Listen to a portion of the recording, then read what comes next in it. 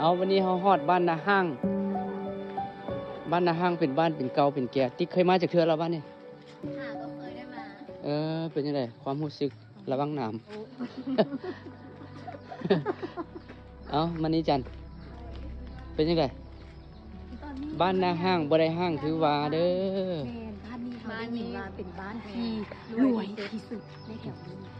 เออ เป็นอย่างตัวว่าน้ำเสียงแบบนั้น โอ้ได้ในบ้านมันบ่ในบ้าน บ้านหลังนี้บ้านหลังใหญ่บ้านนี้อุดมสมบูรณ์นี่เลยแต่บ้านเก่าบ้านแก่ ตัวบ้านที่ตั้ง บ้านนาห้างสบายดีโอ้คือสิเย็นดีเนาะพ่อเนาะเย็นดีเนาะมาเบิ่งบ้านเฮาคือว่าคักแท้ก็เลยว่าเห็นต้นคักน้ำผงงามคักเลยอุดมสมบูรณ์ดีเนาะบ้านนี้ได้จักปีแล้วพ่อ50 กว่าปีแล้วแม่นบ่โอ้ปี1950มาเริ่มมีตั้งบ้านนี่เนาะเป็นอย่างเพิ่นคือว่าบ้านนาห้างนาบ่มีคนเฮ็ดวะ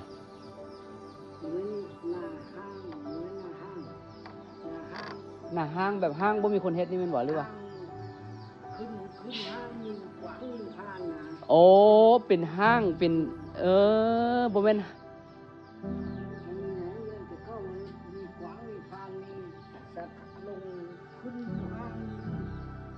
โอ้เขานึกว่าห้างบ่มีคนบ่มีหยังมันห้างบ่แม่นเนาะหมายความว่ามันมีห้างบ่สำหรับเบิ่งสัตว์เบิ่งกวางเบิ่งฟานก็เลยว่าอยู่นาหั่นก็เลยมาเป็นนาห้างแม่นบ่โอ้เข้าใจแล้วโอเคเอ้าเข้าใจแล้ว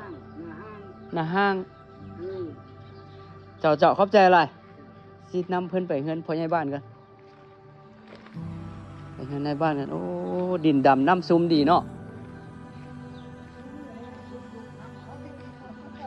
น้ำท่วมอ่ะโอ้มีไม้หลายบ้านนี่บ้านเก่าแก่ดีเพิ่งเสาเฮือนมีแต่เสาใหญ่ๆ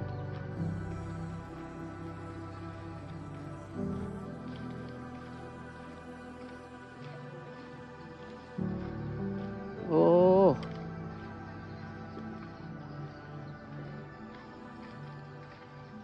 ้มีส่วนเอาพวกเจ้าคือไปลักเครื่องเพิ่น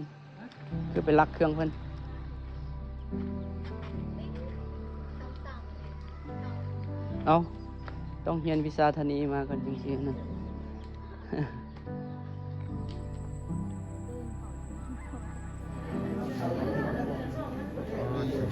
จะลืมฝัน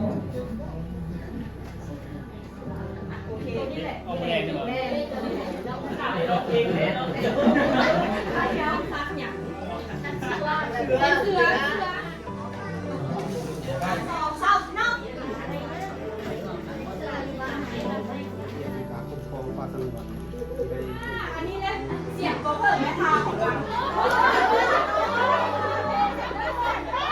ที่การแรกเกี่ยวกันเนาะ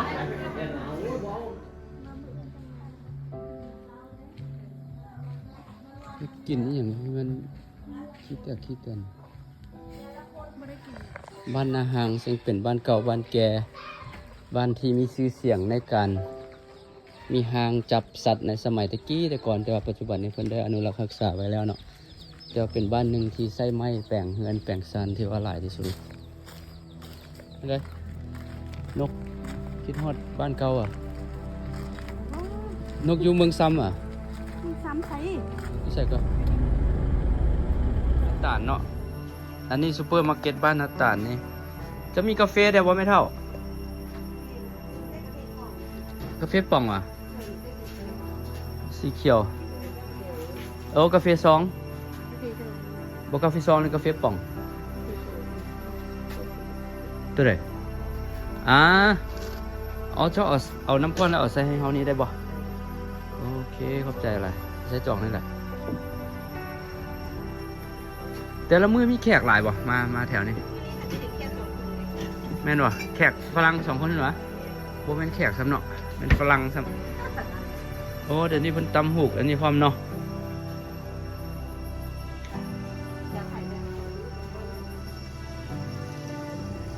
ตำหูกเป็นศูนย์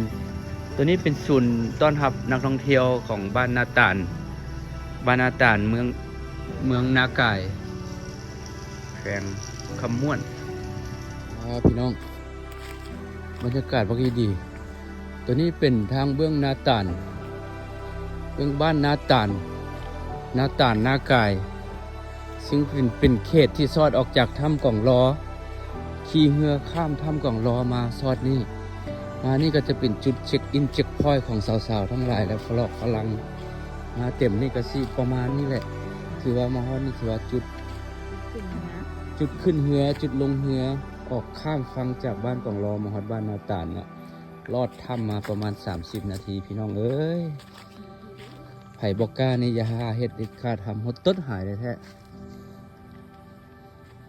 แต่ว่าอันนี้จุดลงเรือ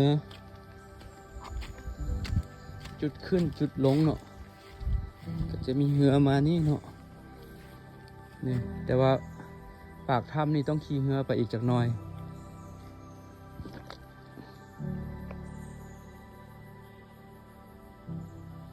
จะมี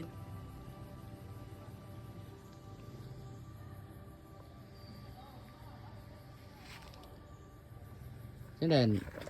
เคยมาจากเทื่อแล้วเนี่ย อุ้ยครั้งแรก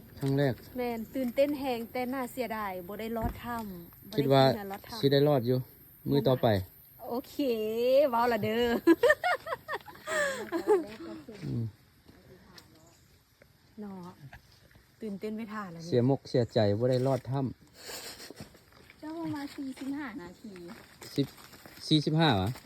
45นี่อันสโลไลฟ์ถ้าว่าขี่ไวก็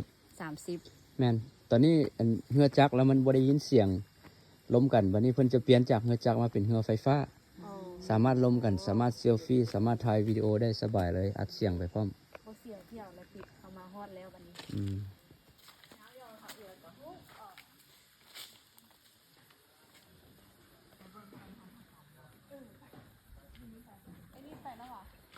จอดแล้ว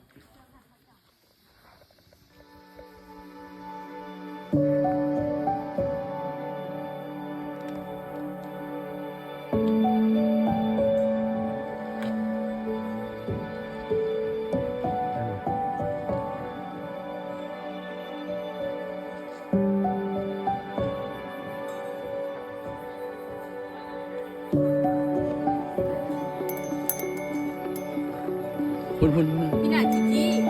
จิแดงพุ่นแดง ออกซิเดต อืมเอาลงมือให้ผม อันซ้ำ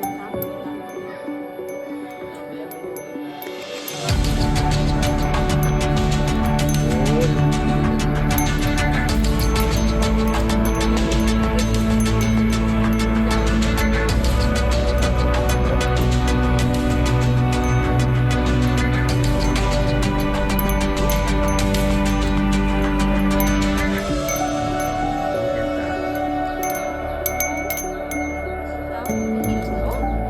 ติดใจอันนี้ ติดแล้วค่ะ